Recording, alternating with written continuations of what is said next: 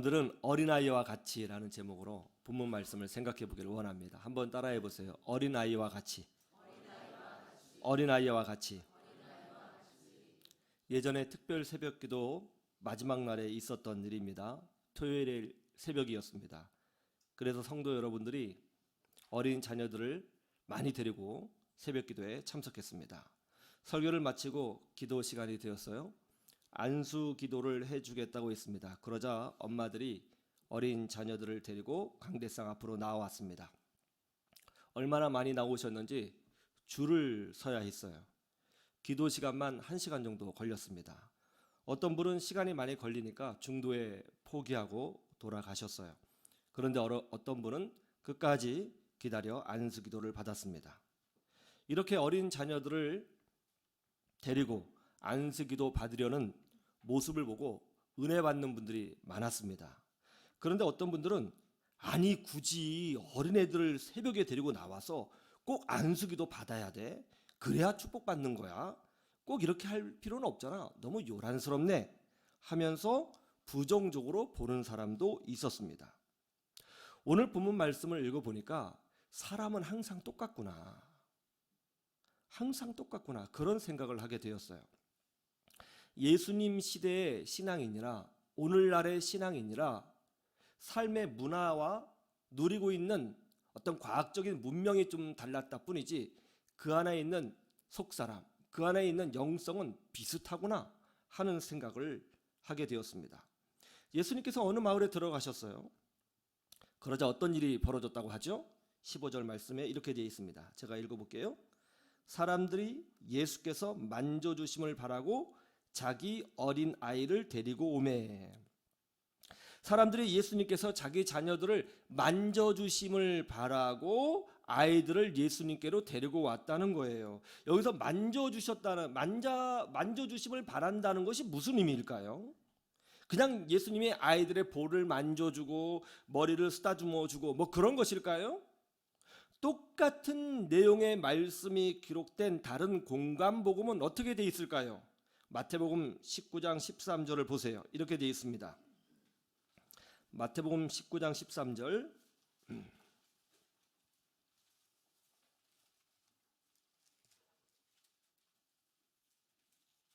마태복음 19장 13절 똑같은 내용이거든요.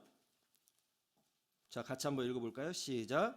그때 사람들이 예수께서 안수하고 기도해 주심을 바라고 어린 아이들을 데리고 오매 제자들이 꾸짖거늘. 예수님께서 만져주심을 바라고 아이들을 데리고 왔다 해서 이 만져주심이 마태복음에서는 뭐라고 표현되어져 있어요? 안수하고 기도해 주심을 바랬다. 그러니까 사람들이 자기 어린 자녀들을 데리고 안수기도 받으려고 줄을 섰다는 거죠. 비슷하죠? 그러자 어떤 일이 벌어졌다고 합니까? 제자들이 어떻게 했다고 해요? 누가복음 18장 15절 그리고 마태복음에 나와 있는 걸 보니까 이렇게 돼 있어요. 제자들이 보고 꾸짖거늘. 이 특별히 누가복음에서는 보고라는 이 동사가 강조되어져 있습니다. 안수기도 받으려고 줄을 선 사람들이 제자들이 가만히 쳐다보고 있었다는 거예요. 봤다. 그 모습을 봤다. 사람들이 줄 서는 모습을 봤다. 막 떠들면서 호들갑 떨면서 줄 서는 모습을 봤다. 그렇게 안수기도 받으려고 줄 서는 모습을 보면서 눈에 거슬렸다는 것입니다. 굳이 저렇게까지 할 필요 있어? 이렇게 안수기도 받아야 할 필요가 있는 거야? 이거 너무 기복적인 신앙 아니야? 꼭 그렇게 해야 복 받는 거야? 왜 이렇게 하는 거야? 왜 이렇게 호들갑 떨면서 줄 서는 거야? 그랬다는 거예요. 오늘날도 이렇게 혼자 고결한 신앙을 가진 분들이 많이 있죠. 자기 혼자 똑똑하고 자기 혼자 뭔가 다 깨달은 듯이 자기 혼자 뭔가 초월해 있는 듯한 그런 신앙을 가진 안수기도 받으려고 줄을 서는 모습을 뭔가 좀 떨어지는 신앙으로 여기면서 자기는 그 위를 초월한 신앙인 양 가지고 있는 분들이 있습니다. 그러자 그런 신앙을 가지고 있는 제자들이 그렇게 말을 하면서 안수기도 받으려고 줄을 선 사람들을 꾸짖었는데요. 그 제자들을 향해서 예수님께서 어떻게 행동하셨어요? 16절 말씀 누가복음 다시 보죠. 18장 16절 같이 볼까요? 시작. 예수께서 그 어린아이들을 불러 가까이 하시고 이르시되 어린아이들이 내게 오는 것을 용납하고 금하지 말라. 하나님의 나라가 이런 자의 것이니라. 무슨 말씀이에요? 예수님께서 안수기도 받으려고 줄선 아이들을 다 부르셔서 예수님 주변에 다 모으셨다는 겁니다. 그런 후에 제자들과 거기에 모여 있는 사람들에게 큰 소리로 말씀하셨어요. 뭐라고 하셨어요? 어린아이들이 내게 오는 것을 금하지 말라. 하나님의 나라가 이런 자의 것이니라. 이게 무슨 뜻이에요? 너희들은 안수기도 받으려고 줄 선 사람들이 좀 낮은 신앙인 것처럼 보이지. 그렇게 함부로 정죄하고 무시하지 말아라. 하나님 나라는 너희들이 보기에 그렇게 좀 덜 떨어지고 어린아이와 같은 신앙을 가졌다고 여겨지는 그 사람들이 들어가는 곳이다. 하나님께서는 그런 자들을 축복해 주신다. 그렇게 말씀하셨다는 거예요. 여러분, 우리는 하나님 앞에서 너무 똑똑하게 살지 말아야 합니다. 하나님 앞에서 나이 따지고, 하나님 앞에서 자기 직분 따지고, 하나님 앞에서 내가 판사니 검사니 대기업 회장이니 하버드 졸업생이니 명문대 출신이니 내 나이 90이니 100살이니 그런 거 따지지 말라는 거예요. 90세? 100세? 200세? 하나님 앞에서 그게 무슨 의미가 있겠어요? 200살 정도 되면 하나님 앞에서 어른 노릇할 수 있는 거예요? 이거 얼마나 웃긴 이야기입니까? 그러면서 우리 주님이 아주 무서운 말씀을 하셨습니다. 17절 말씀 누가복음 18장 17절 한번 다 같이 볼까요? 시작. 내가 진실로 너희에게 이르노니 누구든지 하나님의 나라를 어린아이와 같이 받아들이지 않는 자는 결단코 거기에 들어가지 못하리라 하시니라. 예수님께서 어떤 말씀을 하실 때 진실로라는 단어를 붙이실 때가 종종 있습니다. 그것은 아주 중요하거나 엄중한 말씀을 선포하실 때 진실로라는 표현을 쓰셨습니다.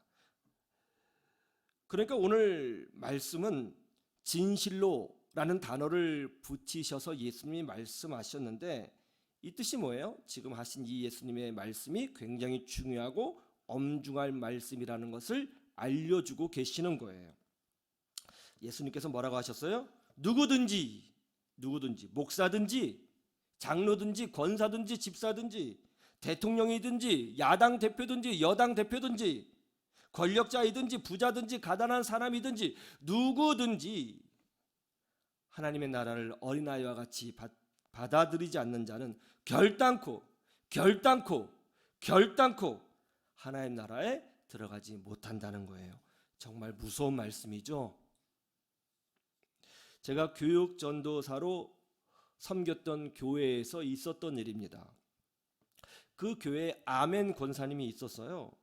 권사님은 시장통에서 장사하시는 분이셨습니다. 경제적으로 매우 어려우셨고 또 고생을 많이 하셨던 분이었습니다. 그런데 이 권사님에게는 아주 독특한 특성이 하나 있는데 목사님이 설교만 하시면 모든 문장 끝에 아멘이라고 화답하시는 거예요.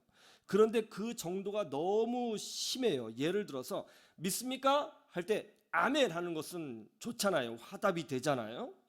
또 혹은 하나님께서 여러분들을 도우실 것입니다. 그러면 아멘 하는 건 어떤 문맥의 흐름상 받아들일만 하잖아요. 그런데 그 아멘 권사님은 목사님이 어떤 말씀만 하시면 그 문장 끝에 무조건 아멘 하시는 거예요. 이런 경우가 많아요. 오늘 본문에 보면 예수님이 등장하십니다. 아멘! 놀랍죠? 심지어 목사님이 제가 어제 설악산에 다녀왔습니다. 아멘! 이러시는 거예요. 이것 때문에 담임 목사님께도 굉장히 스트레스를 많이 받아 하셨어요.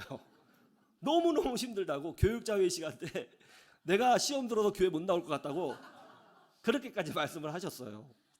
저도 한번 수요 예배 때 설교하는데 권사님이 계속 아멘 하셔서 제가 문장을 끝내지 않고 계속 설교했습니다. 했으니까 그렇게 했는데 그래서 저도 굉장히 뭐라고 그러는데 우리 권사님이 아멘할 타임을 이런 걸 제가 본 적이 있어요. 권사님과 대화할 시간이 있어서 그때 권사님에게 솔직히 물었습니다. 권사님은 왜 그렇게 아멘 아멘 큰 소리로 모든 문장 끝에 답변을 하시는 거예요? 사실 그것 때문에 힘들어하시는 분들이 많아요 라고 했더니 권사님이 놀라운 말씀을 하세요.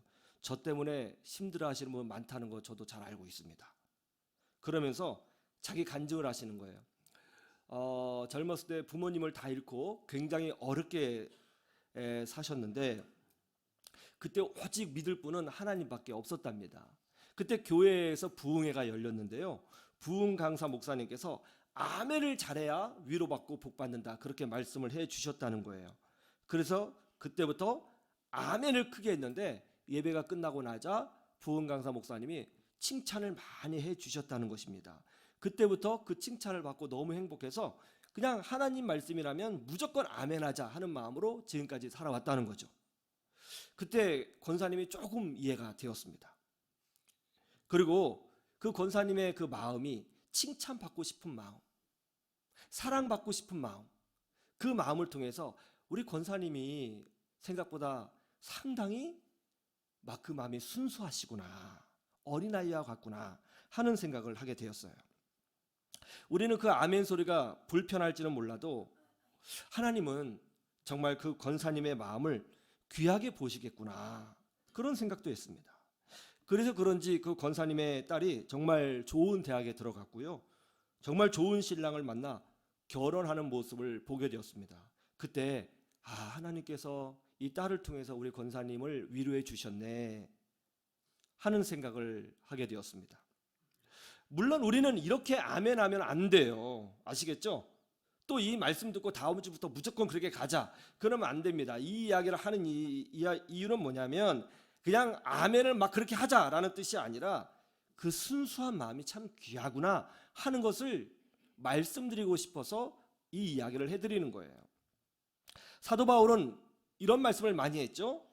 예수님을 본받으라, 주를 본받으라. 그런데 이 주를 본받으라라는 말씀을 생각해 보면 참 부담스러운 말씀일 수 있어요. 왜냐하면 우리 주님은 너무나 크신 분이시잖아요. 그 크신 분을 우리가 본받는다? 참 부담이 됩니다. 그런데 오늘 예수님은 뭐라고 말씀하셨어요? 어린아이와 같이 되라고 말씀하셨어요. 그런데 어린아이가 되는 것, 이것은 좀 우리가 해볼 수 있을 것 같습니다. 그렇죠? 어린아이처럼 되는 것은 해볼 수 있을 것 같아요. 오늘은 어린이 주일입니다. 오늘은 우리 어린 자녀들을 축복하는 것을 뛰어넘어 특별히 우리의 신앙이 어린아이와 같은 신앙이 될 수 있는지 점검해보고 또 그런 마음으로 돌아가는 귀한 날이 되기를 주님의 이름으로 축원합니다. 그럼 어린아이와 같이 된다는 것은 무슨 뜻일까요? 그 중요한 핵심 키워드가 마태복음 18장 1절에서 4절에 나와요. 한번 찾아보시겠어요? 마태복음 18장 1절에서 4절.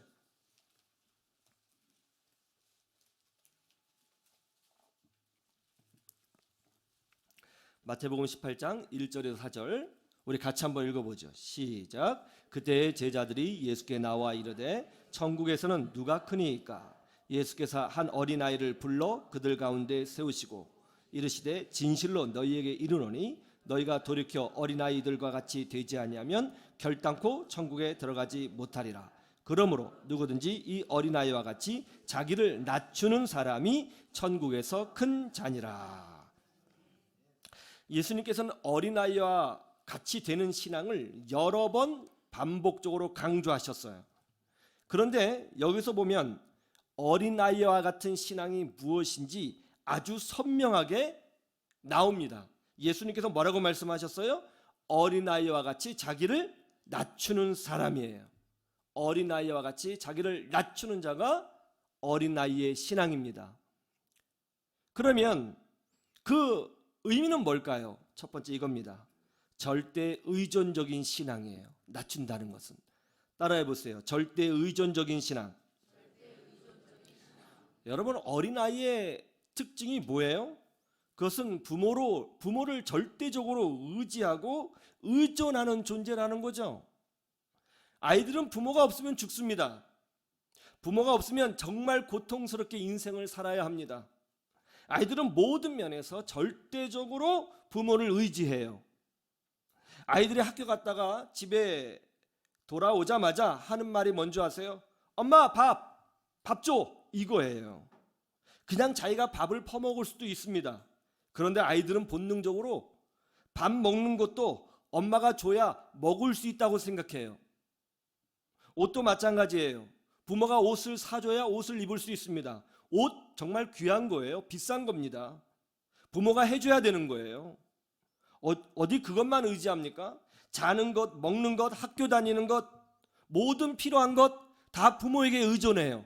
부모를 의지합니다. 이게 어린아이의 특징이죠. 저희 딸이 어렸을 때 아이가 갑자기 발바닥이 막 아프다면서 우는 거예요. 그 왜 그러냐고 했더니 가시가 있는 것 같다는 겁니다. 그래서 제가 발바닥을 자세히 보니까 아주 작은 나무 가시 같은 것이 발바닥에 박혀 있더라고요. 그래서 그 발바닥을 제 얼굴에 가까이 대고 바늘로 가시 주변을 파내고 핀셋으로 뽑아냈어요. 부모는 그것까지 해주는 거예요. 어떤 집사님이 이런 질문을 합니다. 목사님, 하나님께 날마다 해주세요 이렇게 기도해서 정말 죄송한데요, 이런 것까지 기도해야 되나요? 여러분, 우리가 나이가 다 50살이라고 해봐요, 70살이라고 해봐요, 100살이라고 해봐요. 50살 정도 되고 70살 정도 되고 100살 정도 되면 하나님 앞에 어른이에요? 그 정도면 하나님, 이렇게 말할 수 있는 거예요? 1000살이 되어도 하나님 앞에서는 우리는 어린아이예요. 200살을 먹어도 우리는 어린아이입니다. 우리는 하나님 없으면 못 살아요. 우리는 하나님의 도우심이 절대적으로 필요해요. 우리의 건강도, 우리의 삶도, 우리의 마음도, 생각도, 인생길도 하나님의 은혜가 없으면 못 살아요. 그런 거 고백하시기 때문에 이 자리에 와서 예배드린 건 아니에요? 그래서 우리는 끊임없이 기도하고 구하고 찾고 두드리는 그런 신앙이 되어야 할 줄로 믿습니다. 절대적으로 주님을 의지하는 거예요. 우리의 공로를 의지하는 게 아니에요. 우리가 깨닫고 뭘 알고 발견하고 우리가 뭐 어떻게 열심히 하고, 그게 하나님 앞에서 얼마나 되겠습니까? IQ 300도 안 되는, 200도 안 되는, 심지어 자기 몸무게와 비슷한 IQ를 가진 사람도 있어요. 그분이 깨달으면 뭐 얼마나 깨닫겠습니까? 하나님 앞에서. 그렇잖아요. 우리는 내 공로가 아니라, 내 깨달음이 아니라 오직 주님의 은혜만 의지해야 되는 줄로 믿습니다. 하나님을 의지하고 하나님께 복을 구하고 안수기도 받으려고 줄 서는 신앙을 저급한 신앙으로 여기고, 자기는 좀 더 고상한 신앙이냐, 뭔가 깨달은 신앙이냐, 그런 거 기도 안 해도 충분히 잘 살 수 있는 신앙이냐, 그거 하나님 기뻐하시겠습니까? 오늘 말씀해 보니까 아니라는 거죠. 그게 위선이요, 그게 가짜라는 것입니다. 그저 어린아이와 같이 주님을 의지하고 주님께 구하고 자기를 낮추면서 하나님의 도움이 없으면 절대로 못 사는 것처럼, 안수기도 받으려고 줄 서는 그 순수한 마음, 그런 마음이 어린아이의 마음이요, 그 어린아이의 마음이 주님께서 기뻐하시는 마음이라는 거예요. 그 복을 누리시기를 주님의 이름으로 축원합니다. 두 번째는 낮춘다는 건 뭐냐면 이거예요. 절대 확신이 있다는 거예요. 한번 따라해 보세요. 절대 확신. 어린아이들이 절대적으로 확신하는 것이 있어요. 그게 뭔지 아세요? 엄마의 사랑이에요. 아이들은 엄마가 나를 사랑하시고 아낀다 하는 사실을 아주 절대적으로 확신합니다. 가끔 마트에 가면 장난감 코너에서 떼를 쓰는 아이들을 종종 봐요. 장난감 사달라고 바닥에 누워서 발을 휘저으면서 막 버티고 우는 거예요. 땡깡을 부려요. 그러면 엄마가 주변에 눈치를 보다가 아이를 혼냅니다. 빨리 일어나, 다음에 사준다고 그랬지, 일어나. 그래도 소용이 없어요. 엄마가 혼을 내면 혼을 낼수록 더 큰 소리로 울부짖으면서 타달라고 난리를 칩니다. 그러면 지나가는 사람들이 수군거려요. 애 교육 잘못됐어, 저때 패야 돼. 저때 교육 들어가야 애가 정신 차려, 막 얘기를 하는 거죠. 여러분, 그런데 이거는요 교육의 문제가 아니에요. 아이가 그렇게 하는 이유가 있어요. 그렇게 하는 이유는 뭐냐면 절대 확신이 있어서 그런 거예요. 그게 뭐냐면 엄마가 나를 사랑하시니까 내가 이렇게 고통스럽게 떼를 쓰고 울면 결국 사줄 거야 하는 걸 애가 아는 거예요. 혹시 어린아이가 마트 직원 앞에서 갑자기 누워서 땡깡을 쓰면서 이 장난감 사줘 하는 걸 보셨어요? 지나가는 아줌마한테 막 울면서 이 장난감 사달라고 막 떼쓰는 아이 보셨어요? 1살짜리 아이도 2살짜리 아이도 마트 직원이나 지나가는 아줌마한테는 절대로 안 그래요. 왜냐하면 자기를 사랑하지 않는다는 것을 아는 거거든요. 어린아이들이 아주 놀랍게 잘 압니다. 엄마가 나 사랑한다. 땡깡 쓰면 결국 사줄 거야. 이거 아니까 땡깡 쓰는 거예요. 우리가 인생을 살면서 내가 원하는 것을 얻지 못할 때가 있습니다. 내가 원하는 것을 얻지 못할 뿐만 아니라 오히려 고난을 당할 때도 있을 것입니다. 내가 기대했던 것을 성취하지 못할 때도 있을 거예요. 또 기도하고 헌신하고 열심히 노력했지만 노력한 만큼 대가가 주어지지 않을 때도 있을 거예요. 그리고 오히려 길이 막히는 것을 경험할 때도 있을 것입니다. 그때 많은 사람들이 하나님의 사랑을 의심하죠. 하나님이 정말 나를 사랑하시나? 내가 이렇게 기도하고 헌신한 것이 정말 맞은 것인가? 맞나? 그런 생각을 해요. 오늘 예수님이 뭐라고 말씀하셨어요? 그러지 말아야 한다는 것입니다. 어린아이와 같이 되어야 한다는 거예요. 어떤 일이 있어도, 어떤 섭섭한 일이 있어도, 어떤 위기가 있어도, 어떤 고난이 있어도 아이는요 절대로 부모의 사랑만큼은 의심하지 않아요. 학교에서 성적을 가가가 양가 또가 막가를 받아도 아이는 절대로 부모의 사랑을 의심하지 않아요. 집에 갔는데 소고기 사올 줄 알았는데 소고기가 아니라 너무 맛없는 샐러리를 사와도 자녀는 부모의 사랑을 의심하지 않아요. 우리 예수님 말씀이 그겁니다. 그래야 된다는 것입니다. 차라리 힘들고 어렵고 마음의 시험이 들면 하나님의 사랑을 의심하는 것이 아니라 하나님께 섭섭하다고 말씀을 하세요. 차라리 하나님께 대드세요.